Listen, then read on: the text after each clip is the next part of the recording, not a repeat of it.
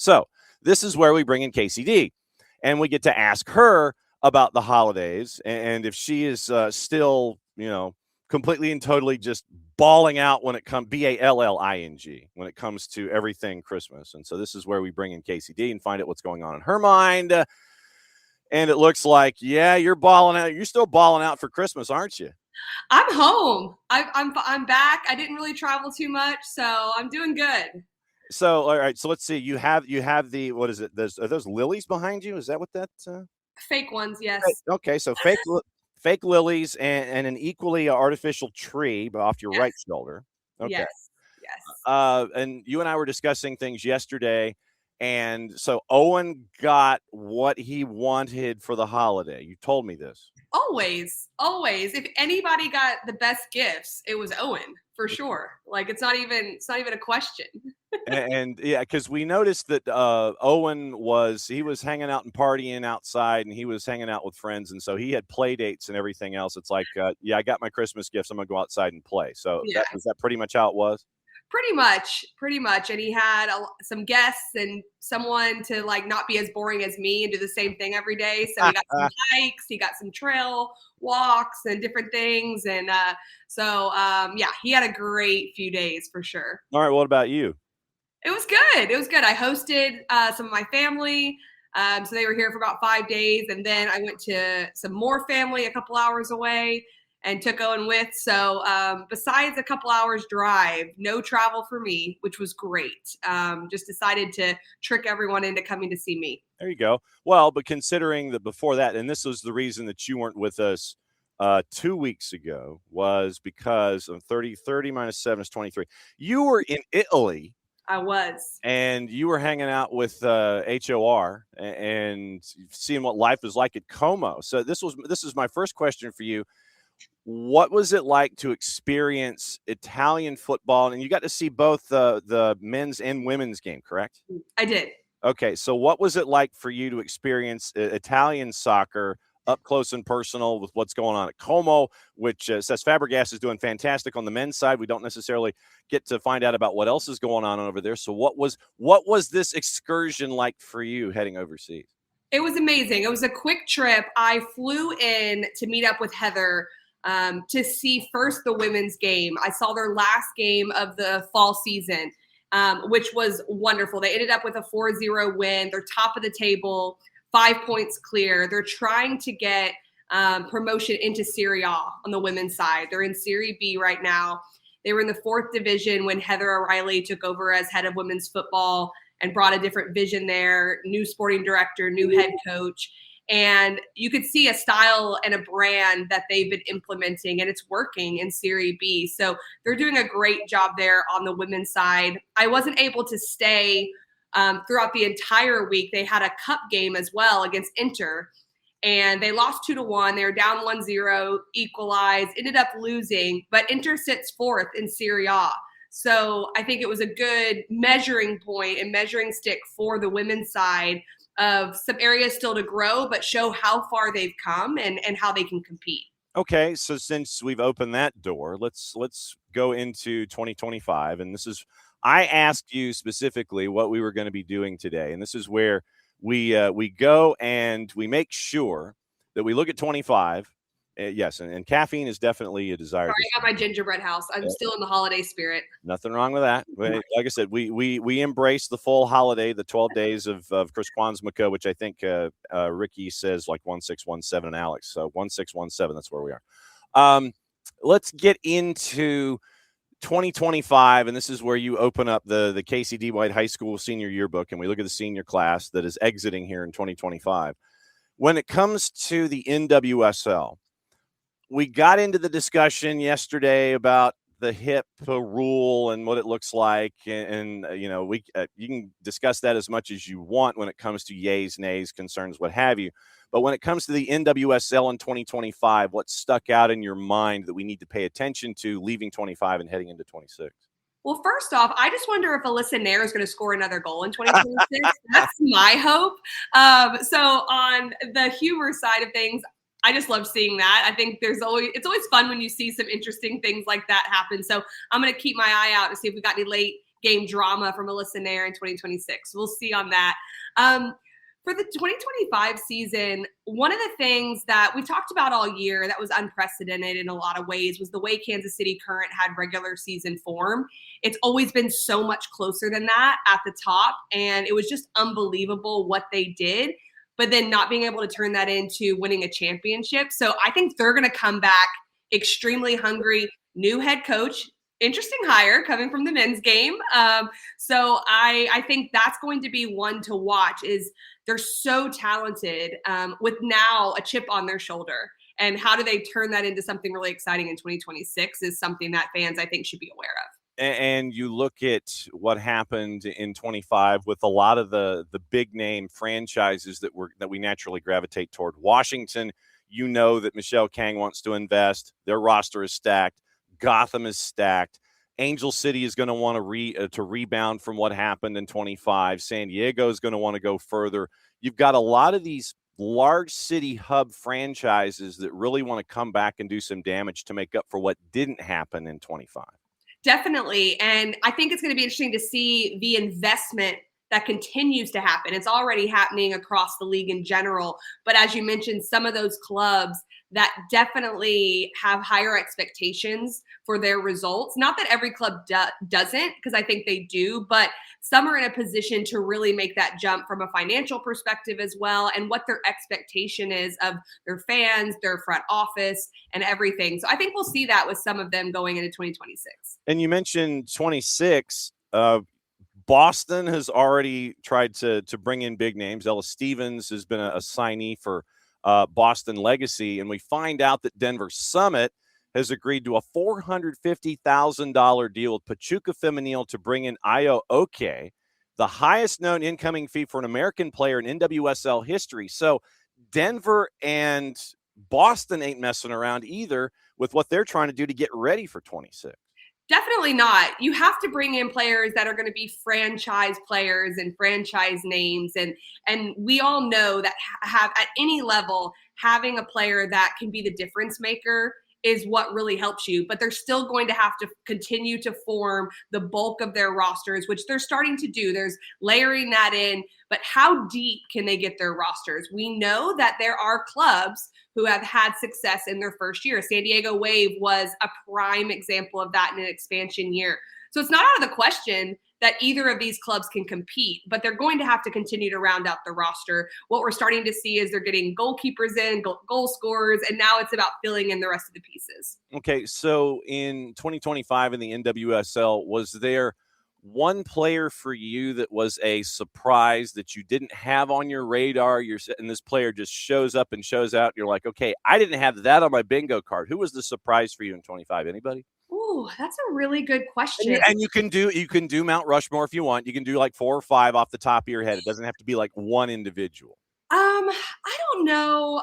I don't know if there's one big surprise that stands out to me. Yeah. I do think I have to give Lily Reel some credit for what she did in her rookie year. And yes, she won Defender of the Year. I didn't have that on my bingo card. Okay. I thought she would come in. She'd be a solid defender. We all know what she did through youth national team. She's an obvious talent. What she did at UCLA. But coming in, earning the starting spot, and especially at outside back. So I think the way in which she inserted herself in her rookie year, not only in Gotham, but also to play a somewhat of a different position. She's normally a center back, but then to dominate like she did as a rookie, I think that was a big surprise for me. I thought it would take a year, 2 years, 3 years for her to have that type of impact. College game. And you got to spend a lot of time with our buddy Glenn Davis. As Glenn is another one of our OGs, and so it's always great to circle back with him.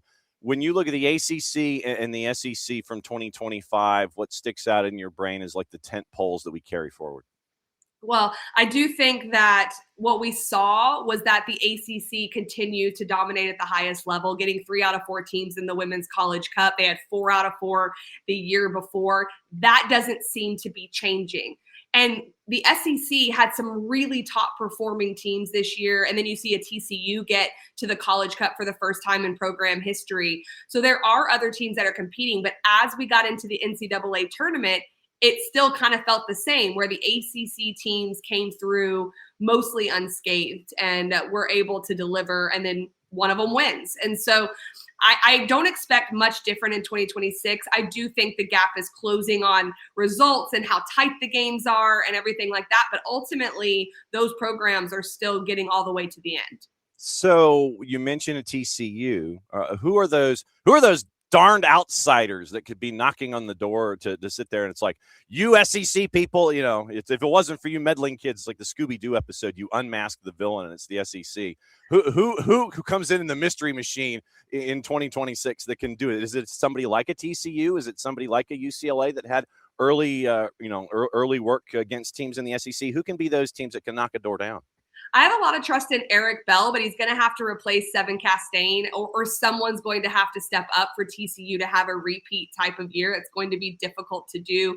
But with the transfer portal, we've talked about it this year. I mean, you can make some quick changes. So TCU, you never know. I will not count them out. I think they have a great staff. They've completely changed that program. I think for me, and this is going to sound really ACC biased, and I'm going to do it, but Notre Dame has to figure out how to turn how good they are into getting even further in the tournament. They are such a solid team. I had them picked to go to the College Cup, like no questions asked in my mind. So they have a lot of youth. Their top players are underclassmen. Now they're not going to be. So I think they're the team to watch of getting in there, and maybe we see a different ACC team at the College Cup next year. So when it comes to Notre Dame, we don't get to complain about Notre Dame not being in the ACC in women's soccer like they are in football, right? Exactly. No, we don't. They're in the ACC. I'll stay with women's soccer on this subject. Just like I said, just check it, because it's like everybody's kvetching about Notre Dame on the football side. Well, if you joined a conference, then you'd be in the CFP 12. Like I said, I just want to double check to make sure full-fledged member. They're not just drifting in, drifting out. I just, like I said, just wanted to check from sport by sport. So now let's get into Major League Soccer a little bit. Okay. And when it came to what the Wonder Twins, what you and Jessica Charman were able to do this past season, you got to go to a bunch of different places. I know that you got to spend time at the 106 by, I think you went to the 106 by 68 up in the Bronx, didn't you? Or did you go to Shea? We were doing Citi Field. Yeah. Okay, yes. Okay. So it's not quite 106 by 68, but it's close. It's not quite. It felt closer. I'm going to be, or like smaller, honestly, but yeah. Okay. So then, you know, next season, if you go to a game at City, walk it off like Peter Vermees did in the Bronx at Yankee Stadium to figure out if it's 106 by 68 or if it I'd be doing that if I was still on the sideline. I'll tell you what, as a coach, I would 100% be walking that out. I mean, and so when you look at Major League Soccer from 2025, and we're in silly season now where folks are grabbing names, and Schaffelberg goes from Nashville to LAFC, which was a fantastic pickup for them. Yes. When you look at 25, what sticks out in your mind about Major League Soccer that you got to see? Well, one thing I have to say was just how much fun and how grateful I was to be a part of Major League Soccer coverage in 2025. So from a personal level, that was such a highlight. And I have to point out the Atlanta game where I met you for the first time. And it was only my second game with Major League Soccer for Apple TV, and my first one in stadium. So just from a sense of humility and gratefulness and in the holiday spirit, I have to point that out. And look, I'm on this now weekly, and this came from it. So that was a lot of fun. Yeah. But I think for me, what stood out was I was really impressed from a tactical perspective and speaking with coaches, like to have that inside track with some of the coaches and some of the adaptations that I went from being a fan of MLS to covering MLS. And for me, it was really nice to just see the level of players, coaches, and what they contribute on a weekly basis. You don't get that as just a fan and just someone who watches games. You can see it playing out, but to have that inside track of talking with teams, we talked about it a lot with Mascherano and some of the changes he had to make. He's one example. Pascal Janssen at New York City, I thought was amazing this year in what he did, and having conversations with him about how he sees the game and things like that. Those are the types of things that I'll remember from 2025.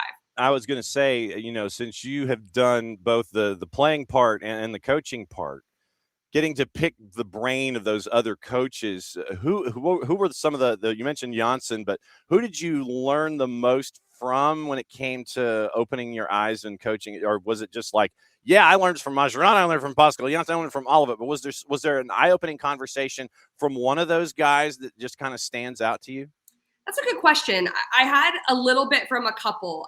Eric Ramsey and I had a really nice conversation. We both did our badges over in Wales. And so we were talking about the coaching education piece. We didn't do it together or the same years, but just you got your coaching, you got your license in Wales? I did my UEFA B and A license in Wales. Yeah. Wow. Yeah. Okay. So we had like some little, tactical conversations within the coaching calls. Dean Smith was lovely. Had good conversations with him about how he approaches games. I will say, I've already mentioned Pascal, and he was probably my favorite coach to talk to in a lot of ways, not only from a demeanor perspective and just like being able to connect, but also to really get inside his mind. But since I already mentioned him, I'm going to bring up Chris Armas because I had a conversation with him when he was with the Rapids. Now he's obviously going to the NWSL with the Kansas City Current, so I'm looking forward to more conversations. Mm-hmm. He spent probably almost an hour on the phone and as a media group, as a broadcasting group. And he was so open and so willing to speak tactics and go really into that. And, I don't blame coaches, but a lot aren't. And I'm fascinated by that because I was a coach and I did my badges and I love that piece. So I just always appreciate when coaches can and are willing to be open. And Chris Armas definitely was. Okay, since we're talking Armas, let me ask you this. For him to go to Kansas City, I mean, that's a bit of an odd duck to go from Major League Soccer to NWSL. I'm not knocking the hire. I'm just saying that's an interesting trajectory to go. How do you think he will translate from Major League Soccer to NWSL with a franchise that is ridiculously talented? And is it a situation where it's like, dude, just don't wreck the bus? I mean, just hang on to it, make sure the brakes work, and then you hit the what? How does this translate to you at first glance? Well, to that last thing you just said, I think any coach they hire is going to feel that. Anytime you take over a franchise that has the success that Kansas City Current has, you're going to think that. But let's not forget they didn't win. And so you have more to achieve. And so that takes a little bit of that pressure off. But you're right, it can get worse. They could not be performing as well in the season. So there's always that pressure. The first thing I would want to say when I address that is that I love seeing a men's coach going into the female game and females going over into the men's game. I think those types of moves are for the good of the game. And so I like seeing that from him. I think for Chris Armas, like any coach, it's going to be about how do you connect with your players? Because that's how you get the best performance out of people. And then tactically understanding what works in the NWSL. We've seen a lot of coaches come in from different places, whether it's domestically, overseas.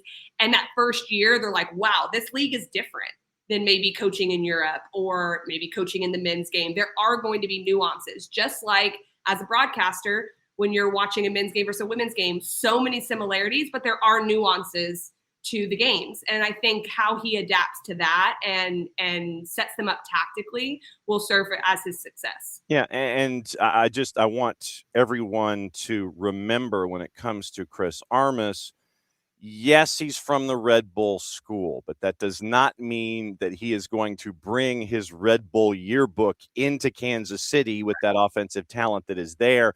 And yeah, it's like, okay, so yeah. By the way, yeah, Temushwanga, you're going to press and you're going to do the Ralph Ragnick press and you're going to be up there. No, that's not how it's. I know everybody's sitting there going, oh my God, it's going to be, Red Bulls. And no, it's not going to be Red Bulls and Current. Yeah. The aspects of it, where Mickey tells Rocky to start fighting left-handed, and Rocky too, he just yells, "You get now," and then they go in. But just as a caveat, it's not going to be. I don't think. I mean, I have no intel on this, but it's not just going to be flipped over to be Red Bullsian in nature when it comes to Armas and Kansas City. So I agree with coaching. One, you have to coach from a place of authenticity, but every place you go and every stop you make informs what you feel works. in certain moments. You take some things and you leave some things. And that's what the best coaches are doing. They are evolving. But every coach will tell you that the way you want to play in your style, you have to have the players to be able to execute that. So either you meet the players where they're at, which Kansas City Current has already been very successful. So I assume a lot of that's going to happen, or you have to bring the players in that fit your style. That's more of a long-term vision plan. So that'll be something to watch with Chris Armas coming in and taking over for Kansas City. Just a bit of a bolo for our Atlanta United fans. It's the 280-character app for Atlanta United has posted as of about 5 minutes ago a 5 stripes don't stop alert. So we know what those mean. It means it looks like they're signing someone. And usually when they come up with the announcement at 9:30, that individual is announced at 10. So we'll keep an eye on social media. Maybe it's 10:03 or 9:57 or whatever. But it looks like another 5 stripes transaction is going to be made here in the window coming up in just a little bit. When I mention, and one of our taglines, one of our tenets basically, is that we're around the corner from everywhere. And I wanted to ask you about the sport of soccer. And when I mention that the sport of soccer is around the corner from everywhere, what does that mean to you as you've seen the game grow, as you've come from where you have as a part of the North Carolina tree and everything? When I mention around the corner from everywhere and the sport of soccer, what resonates with you with that? The accessibility piece of the game. I think one of the things that we've always talked about overseas, and this is a bigger conversation, is that you can just pick up a ball, put down some shoes, and you can play. And I think we're starting to see that a little bit more in the States, but you're also not only seeing it where everyone can be involved, but now the ability to watch the game. It's not just on one channel with one level. You're seeing the women, you're seeing the men, you're seeing NWSL awards on ESPN, on like actual ESPN, not ESPN Plus, not ESPNU. Well, it's not college, so it wouldn't be. Not ESPN2, like ESPN. And so I think those types of things at the highest level are growing for accessibility and visibility on the men's and the women's side. For someone like me who I haven't played in, what's it been? Almost 14 years now. To watch that, we struggled with that as the women's national team, getting visibility, getting fans, things like that. So now we're talking about it at different levels, and just how much it's grown. It's exciting to see. All right. Best individual, and I guess this is where we go into our Oscars here. Best individual performance that you were front and center for in 2025 was where? That I was on the call for? Yeah. Oh, my goodness. Oh, this might just be because it's fresh in my mind. And I'm not kissing up to you because it's the Florida State Seminoles. Jordan Dudley in the national championship for me, lights out. Lights out. Actually, the whole College Cup. Jordan Dudley, we saw what she could do for Florida State her freshman year when they won the national championship. She was new on the scene. Yes, people knew who she was coming out of high school, but I don't think anyone thought a freshman could do that. To replicate that, and she had some ups and downs this season. True champions, true talent show up when it really matters. And she was huge in the national championship. I called that game with Jen, and I just remember saying that is a player that is like possessed, that wants to win, that wants to get after it, and is shining by example. So that's a recent one. So it's in my memory right now. But that's one that stands out. Milton, Georgia, Cambridge High. Yes, Jordan Dudley. We've seen her progression going from our high school coverage, and now that she is she's in Tallahassee. Yeah, I knew you were gonna like that. Yeah, I mean, it's it's always good because look, I have to latch onto something because my American football team is hideous. Who's your American team? Well, Florida State University is what I mean. My. Oh, I was like, I thought you were saying like an NFL team. I was like, who's your team? Well, the Chargers, but I mean, yeah. So I'm stuck with Jim Harbaugh as the head coach. Yeah, we won't get into that. Well, I get into it enough. It's on a Sunday. Look, my fantasy team was 3-25 this year. That's not great. No. I just lost in the championship of my fantasy football league yesterday, so I'm a little bit bitter, but that's okay. Yeah, but I'm hoping that finishing second out actually got you a little something that was attached to it. That's a little something. Yeah, 'cause yeah, I mean, you get your entry fee back and all that kind of stuff. Exactly. Well, All I right. didn't mean Yeah. to upset you. I apologize. I can go to like an MLS performance if you want to get off Yeah. the football. Yeah. Yeah. So what was your so MLS performance? What sticks there? On where I was on the call was a stretch of games by Toklamati, where he had a big final goal against New England Revolution. Then he had, I believe it was a hat trick the game before I wasn't on the call for, but he was in that form for Charlotte FC. I really enjoyed watching his emergence. I think I'm a bit of a sucker for someone who wasn't playing as much, and then they get that opportunity and then they come through for their team. So I'll have to point him out. And yes, I'm going with the goal scorers, which is kind of unlike me, I even though know. the player in Kacey is coming out right now because I was an attacking player. Coach in me would try to find someone a little bit more nuanced, but I'm going to go with them. Wow, and you actually went third person reference too. I did. The player in Kacey. Yeah, a third person reference. That's $1 in the I'm jar. pulling out all the stops for our last one of 2025. Come on. No doubt. When it comes to New Year's, what is it going to be quiet for you? Making sure. How is Owen with fireworks? Okay. He sometimes I think is so like unaware he doesn't even realize it's going on. But I'm not a big New Year's person. I'm kind of a quiet New Year's. I'm considering doing like a good dinner somewhere and then coming in for the night and just watching the ball drop, hanging out. So yeah, I don't have any big plans unless something in the next 24 hours comes up. Last year was Heather O'Reilly's 40th birthday. She has a birthday in a couple days after New Year's. So that was one time that I had a nice big New Year's, went out. This time I think it's going to be a little bit more relaxed. Understood. So let's see. So What about you? Oh God, it's going to be it's indoors. It is for me.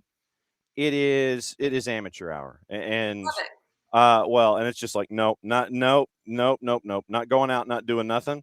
And Rowdy is very, very skittish when it comes to fireworks. And we're in one of those subdivisions where we have a church literally next to us, and we're like toward the front of our subdivision entrance. And so there's a church next door to us, and they've got a fairly decent sized parking lot, and they let the neighborhood kids come and launch fireworks or whatever.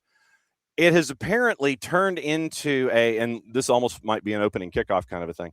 This has literally turned into a situation where it is that they go to like South Carolina and buy everything, and it is like the 1812 overture in Washington D.C., and it is like loud, and it is thumping, and it is fireworks, and it is a good half hour to 45 minutes worth of a display, and literally it takes everything in my person to stay in this house instead of opening my front door, going over next door to the church parking lot, trying to find a water hose, and if I could just absolutely drench all of them and their fireworks, I would do it. You need a staycation somewhere. Like take Rowdy, get out. Like do not be in your neighborhood. You need to take it as a staycation, although the price gouging is probably crazy. That too. You need to do that. That might be a new idea for 2026 to 2027 if it's too late. But just to get you guys out of there. And we don't want the children to be doused with water in their fireworks. So why not? If they deserve it for launching all of the really loud things and just being obnoxious about it. And it's not even, and there's like two waves. Literally there's the one wave that's like about, 9:30 or so. And then there's the one at midnight. And you're just sitting there going, didn't you guys blow up your entire stash at 9:30? The answer to that is no. They're very strategic. And so they end up, and it's the ones at 9:30 that are the high-powered stuff. And because the church in and of itself is in kind of like a U shape, it's literally, it resonates off of all of the buildings of the church, and it just makes it sound that much more, just like that much more powerful. And it just, you're like, can you guys I don't know, go to Asheville or Highlands or something and just launch it off of the top of Klingman's Dome. Just don't even come anywhere near here. I mean, that's what I'm see. Now you got me on a New Year's. We have hit a nerve is what I'm realizing right now. How dare the church support the children in their how dare, I don't mind the church supporting the kids because they do like the trunk or treats. I get that. But if you're supporting the launching of fireworks, I don't need it to be like the one on the Washington Mall being recreated. And that's what they want to do in a shortened space. It literally is like a 50-yard by 30-yard parking lot with the church that has it reverberate off of the brick. So I will say, if you're not involved with fireworks, it's like the worst thing. This is what I'm saying. Fireworks. If you're there and you're involved and you're like, yay, and like it's okay for a while, and then you get a headache at some point. Maybe that's my age. Yeah. I went to a July 4th Durham Bulls game, and the fireworks were amazing. But after like 10, 12 minutes, I was like, all right, enough's enough. You're like, yeah, I got a thing here. All right. So you're coming back next Tuesday, yes? Yes, sir. What do you want to talk about next Tuesday? Is there any topic in your head that you want to? I mean, we can continue to go down NWSL lines and things like that. We didn't talk about the high impact player rule in NWSL. So we can get into that. For those that watched yesterday, I have concerns. I like the idea, but I have concerns. And so we kind of walked through that. So if you want to talk about the NWSL getting hip, we can do that. Seriously, if you ever want to bring in Heather, because it's like just after her birthday or I'm going to hold that card in my back pocket for you. I just literally look, and this is your segment here on Tuesday. So if you want to bring in any kind of accompaniment, seriously, that's what it's here for. And we can sit there and do whatever. Glad you got to go overseas. Glad you got to see what's going on with Como. I had to ask about the growth of the game overseas and what it's like for you with Serie A, Serie B, Serie C, Femenil, and all that kind of stuff. Can't thank you enough for everything that you've done here in 25. We know that you're going to keep crushing it, and we'll see you in 26, my friend. Be safe. Sounds good. Thank you. There goes Kacey D. And so Kacey D, she's going to go like have a normal existence for a little while.